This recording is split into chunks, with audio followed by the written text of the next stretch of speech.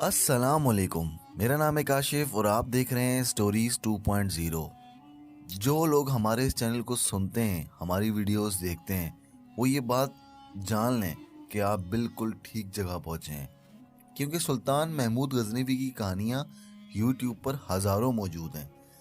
मैंने बहुत तज्जिया किया, बहुत तजुर्बा किया, पर सारी झूठ पर मबनी है, व्यूज़शिप और पैसों का फड्डा। मैं जो कहानी आपको पेश कर रहा हूँ, ये 3-4 किताबों का मजमुआ है, क्योंकि मैं चाहता हूँ कि मुसलमानों की तारीख हकायक के साथ मालूम हो। इसलिए मेरी इस कोशिश की दाद ज़रूर दीजिएगा, वो मुझे ज़रूर दुआओं में याद रखें। अगर आपने पिछली एपिसोड नहीं सुनी तो ऊपर आई बटन पर क्लिक करें और एपिसोड सुन लें। लड़कियां मायूस होकर चली गई।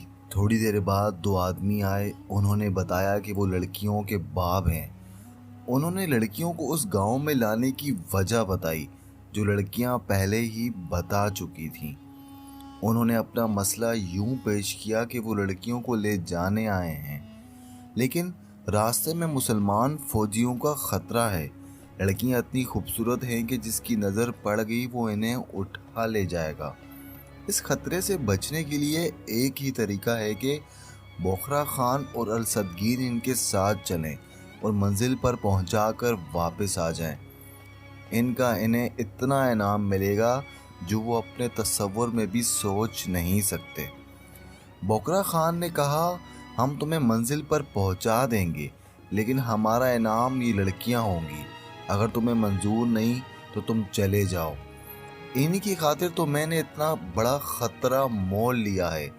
लड़की के बाप ने बोखरा खान से ये कहा, मैं अपनी लड़की को तुम्हारे हवाले नहीं कर सकता। बोखरा खान ने कहा, और तुम लड़कियों को यहाँ से नहीं ले जा सकते। उसी रात का जिक्र है। दोनों लड़कियाँ बोखरा खान और अलसदगीन के पास थीं और इन्हें शराब पिला रही थीं। दोनों के जहन अपने काबू से निकल गए थे। झोपड़े का दरवाज़ा खुला और एक दरवेश सूरत आदमी अंदर आया। उसके चेहरे पर दाढ़ी थी, सर के बाल लंबे थे। उसने चोगा पहन रखा था, हाथ में लंबा आसा भी था जिसके सर पर लकड़ी का सांप बना हुआ था। लड़कियों ने इसे देखा तो वो तेजी से उठी और दरवेश के पांव छुए। उन्होंने बोखरा खान और अलसदगीन को बताया कि ये एक जोगी है जो कभी कभी इधर से गुजरता है। किसी को मालूम नहीं कि ये कहाँ रहता है और इसका मज़हब क्या है। आने वाले वक्त की बातें बताता है। जंगल के सांप इसके मुरीद हैं। राजे और महाराजे भी इसके आगे सजदे करते हैं, लेकिन ये खुद जंगलों में कहीं रहता है। जोगी ने बोखरा खान से कहा, तुम जिंदा नहीं रह सकते थे। इतनी दूर ऊपर से तुम गिरे और बच गए। मौत अभी टली नहीं। इधर आओ, मेरे करीब आओ। जोगी ने बोखरा खान को अपने सामने बिठा लिया और चिराग दीन करीब कर लिया। उसने एक हीरा सा निकाला और इस तरह अपने और बोखरा खान के दरमियान किया कि दिए की रोशनी इस पर पड़ती और इससे रंग बरंग किरणें बोखरा खान की आंखों में पड़ती थीं। ये रंग दिलकश और पुरफरेब थे। जोगी ने बोखरा खान से कहा कि आंखें खुली रखो और इस हीरे को देखते रहो। जोगी ने कहा, इसमें तुम्हें एक रंग मौत का और एक रंग जिंदगी का नजर आएगा। हम देखेंगे तुम्हारा रंग कौन सा है। रंग ऐसे दिल फरेब थे। जोगी की बातों का भी असर था कि बोखरा खान मदहोश होने लगा। उसने शराब भी पी रखी थी। उसका शऊर पहले ही मदहोश था। इसे मालूम नहीं था कि जोगी ने अपनी नज़रें उसकी आंखों में जमा रखी हैं। जोगी मखमौर सी आवाज़ में कह रहा था, मुझे बड़ी हसीन ज़िंदगी नज़र आ रही है। मैं हूँ और वो लड़की है जिसे मैं चाहता हूँ। मैं ज़िंदगी का बादशाह हूँ। जोगी ने हीरा नुमा शीशा ऊपर किया। बोखरा खान की नज़रें उस पर जमी रही। जोगी हीरे को अपनी आंखों के सामने ले गया। फिर बोखरा खान को महसूस ही ना हुआ कि हीरा दरमियान से हट गया है और उसकी नज़री जोगी की आंखों में जगड़ गई। जोगी के अल्फाज जिसमें मौसीकी थी, आंखों की राह उसके जहन में उतरते जा रहे थे।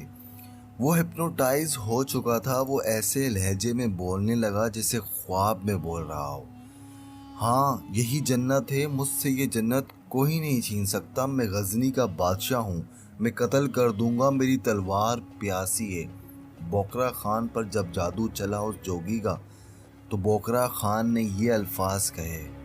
اچھا، یہ سب ماجرا ناظرین الصدگین دیکھ رہا تھا، مگر ایک لفظ بھی پلے نہیں پڑ رہا تھا۔ جوگی نے اسے اپنے سامنے بٹھا لیا، اس پر بھی وہی عمل کیا اور وہ بھی ذرا سے وقت بعد بوقرا خان کی طرح بولنے لگا۔ انسان جب اپنے کردار کو گناہوں کے دل فریب رنگوں میں رنگ لیتا ہے تو اسے ہپنوٹائز ہوتے دیر نہیں لگتی۔ گناہوں کی محبت اور شراب کی یہی کرشمہ سازی ہے کہ انسان کی روحانی قوت ختم ہو جاتی ہے، اس کی شخصیت مر جاتی ہے، وہ حسین باتوں کے فریب میں جلدی آ جاتا ہے۔ یہ عمل آج بھی ایسے ہی ہوتا ہے، صدیوں پہلے بھی ایسے ہی ہوتا تھا۔ انسان اور شیطان کی چپکلش، نیکی اور بدی کی یہ کشمکش انسانی زندگی میں روز اول سے ہی شروع ہو گئی تھی۔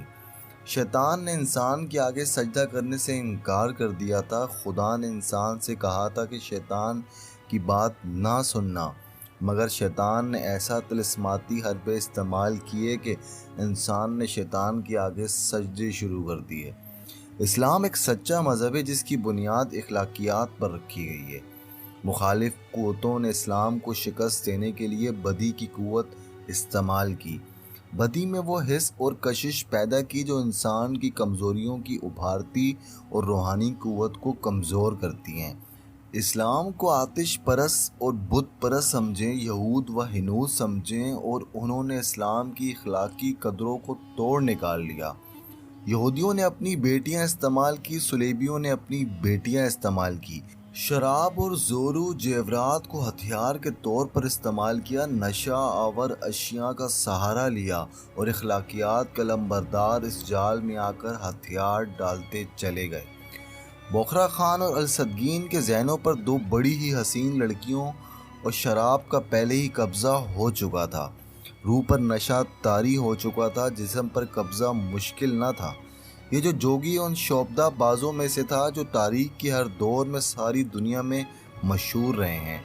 رسے کو بین بجا کر لاٹھی کی طرح کھڑا کر دینا ان کا کمال تھا۔ انسانوں کے ہجوم کو ہپنوٹائز کرنے میں یہ لوگ ماہر تھے۔ ماں کے ہاتھوں اس کے دودھ پیتے بچے کو مروا دینا اور ان کے بائیں ہاتھ کا کام تھا۔ پنڈت اسی کو بلا لانے کے لیے کہیں چلا گیا تھا۔ وہ دو تھے، پہلے انہوں نے یہ حربہ استعمال کیا تھا کہ یہ لڑکیوں کے باپ ہیں۔ لڑکیوں نے دونوں کمانڈروں کو اپنے ساتھ چلنے کو کہا، لیکن انہوں نے انکار کر دیا۔ اس کے بعد انہوں نے یہ طریقہ اختیار کیا کہ انہیں شوبدہ بازوں سے اپنا غلام بنا لیا جائے۔ شراب اور لذت پرستی نے پہلے ہی زمین ہموار کر رکھی تھی۔ جوگی نے ان کے ذہنوں کو اپنے قبضے میں لے لیا۔ صبح طلوع ہوئی تو یہ قافلہ نگر کوٹ سے بہت دور نکل گیا تھا۔ بوقرا خان اور الصدگین گھوڑوں پر سوار تھے، ساتھ دو اونٹ تھے۔ ان کی پالکیوں میں لڑکیاں تھیں اور ایک پنڈت، دو آدمی بھی ساتھ تھے جنہیں پنڈت ساتھ لے گیا تھا، اور دونوں ہندو عہدیدار بھی ساتھ تھے۔ بوقرا خان اور الصدگین شہزادوں کی طرح گردنیں تانے ہوئے تھے۔ وہ ہنس رہے تھے، جن کے وہ قیدی تھے انہیں وہ اپنا غلام سمجھے ہوئے تھے۔ قافلہ چلتا رہا، رکتا رہا۔ بوقرا خان اور الصدگین کو کھانے اور دودھ میں کوئی نشہ آور دوائی دی جاتی رہی، اور وہ اپنے آپ سے، اپنے مذہب اور اپنے وطن سے بے خبر چلتے گئے، اور یہ قافلہ تحصیر پہنچ گیا۔ تحصیر اس دور میں بہت بڑا مندر تھا، نگر کوٹ سے بھی بڑا۔ مورخوں نے لکھا ہے کہ ہندوؤں کے لیے اس کی حیثیت وہی تھی جو مسلمانوں کے لیے مکہ معظمہ کی تھی۔ اس مندر کے تہہ خانے بھی تھے، اس میں غلام، گردشیں اور اندرونی راستے بھول بھلائیوں جیسے تھے۔ وہاں کے بڑے پنڈت کو معلوم تھا کہ غزنی کی فوج کے دو کمانڈروں کو نشے کے زیر اثر لایا جا رہا ہے، اور ان کے ہاتھوں محمود غزنوی کو قتل کرایا جائے گا، کیونکہ محمود تک ان کی اپنی فوج کا ہی کوئی آدمی پہنچ سکتا تھا۔ ان دونوں کے لیے مندر کے تہہ خانے میں دو کمرے تیار کیے گئے۔ انہیں محل کے ہی کوئی کمرے دیے گئے تھے۔ अंदर ऐसी खुशबू छोड़ी गई थी जो मदहोशी और सरूर तारी कर देती थी। नरम बिस्तर और छतों के साथ रंगीन फानूस लटक रहे थे। ये दोनों कमांडर जब वहां पहुंचे तो इनका इस्तकबाल करने वाले इनके आगे झुक गए और इन्हें अपने अपने कमरे में ले गए। उनकी खिदमत और देखभाल के लिए औरतें आईं। वो जवान नहीं थी। बड़े पंडित ने इन्हें लाने वालों को अलग अलग करके ये खबर सुनाई कि सुल्तान महमूद गजनी चला गया है और अपनी थोड़ी सी फौज नगरकोट में छोड़ गया है। ये पता नहीं चल सका कि वो जल्दी वापस आने के लिए गया है या कितने अरसे बाद वापस आएगा। इस सूरत में इन दोनों आदमियों को यहाँ रुकना बड़े पंडित की निगाह में बेकार था। हिंदू ओहदेदारों ने कहा, वो आएगा, वो ज़रूर आएगा। ये आदमी हमारे हाथ आ चुके हैं, इन्हें हम तैयार कर लेते हैं। ये हमारे काम आएंगे। हम इन्हें मुसलमानों की फ़ौज के सिपा सालारों के कत्ल के लिए इस्तेमाल कर सकते हैं। उनके मुतालिक फ़ैसला किया गया कि इन्हें यहीं रखा जाएगा और सुल्तान महमूद के कत्ल के लिए तैयार किया जाए। सुल्तान महमूद गजनवी गजनी चला गया। गजनी के मगरब में गौर का पहाड़ी इलाका था जिसका हुक्मरान मोहम्मद बिन सूरी था। उसने देखा कि सुल्तान महमूद हिंदुस्तान में बरसरे पैकार है तो उसने 10,000 नफरी की फ़ौज साथ ली और गजनी के करीब खैमा जन हो गया। उसने खैमे गाह के इर्द गिर्द खंदक खोद ली। इस दिफा के अलावा इस फ़ौज को कुदरत ने भी दिफा मुहैया कर रखी थी। वो इस तरह कि मोहम्मद बिन सूरी ने ऐसी जगह कैंप किया था जिसके 3 तरफ पहाड़ियाँ थी। सिर्फ एक तरफ थोड़ी सी जगह खंदक नहीं थी और इस तरफ पहाड़ी भी नहीं थी। इस तरह ये कैंप किले की तरह नाकाबिले तस्खीर हो गया था। इससे सूरियों की फ़ौज ये फ़ायदा उठाती थी कि इनके जैश बाहर आकर गजनी की फ़ौज चौकियों पर शबखून मारते और अपने कैंप में चले जाते थे। 2 मरतबा गजनी की फ़ौज के एक दस्ते ने एक जैश का ताक़ुब किया और दुश्मन के कैंप तक जा पहुंचा। आगे खंदक थी। अंदर जाने का जो खुला रास्ता था वहां से तीर अंदाजों ने तीरों का मुंह बरसा दिया।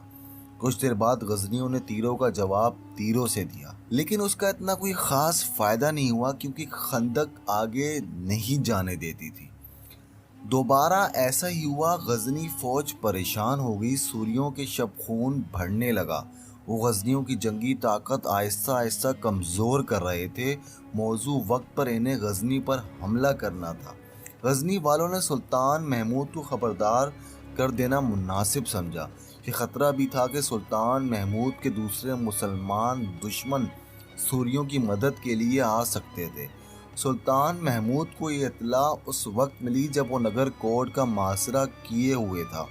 इस इत्तला पर वो चकरा गया। से गुस्से में उसने नगर कोट पर यलगार का हुक्म दे दिया। ये यलगार इतनी दलेराना और इतनी हैबतनाक थी कि किले वालों ने मुकाबला तर्क कर दिया और हथियार डाल दिए। मंदिर का सफाया करके बुतों को ऊपर से नीचे फेंक कर उसने फौज को यूं तकसीम किया कि एक हिस्सा अपने साथ गजनी जाने के लिए अलग किया और दूसरा नगर कोट में रहने दिया। उसका कूच बहुत तेज हुआ करता था। उस वक्त के वक़ा निगार लिखते हैं कि गजनी को कूच के दौरान सुल्तान महमूद जितना गुस्से में था, इतना गुस्से में उसे कभी नहीं देखा था।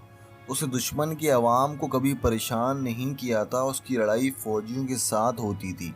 अपने हरीफों के लिए वो सरापा कहर था। मगर अब के गजनी को जाते हुए उसने अपनी फ़ौज को ये हुक्म दिया कि पड़ाव बहुत कम होंगे, इसलिए सवार अपने घोड़ों को खेतों में से गुजारें ताकि घोड़े चलते चलते फसल खाते चलें। हाथियों, ऊँटों और बैलगाड़ियों के बैलों के लिए भी यही हुक्म दिया गया। प्यादा फ़ौज को हुक्म दिया गया कि रास्ते में कोई भी बड़ा गांव आए उसके लोगों से कहें कि तंदूर जलाएं, आटा गूंदें और रोटियां पका कर दें। मौरिख लिखते हैं कि महमूद गजनवी की फ़ौज जिस रास्ते से गुजरी फसलों का सफाया करती गई।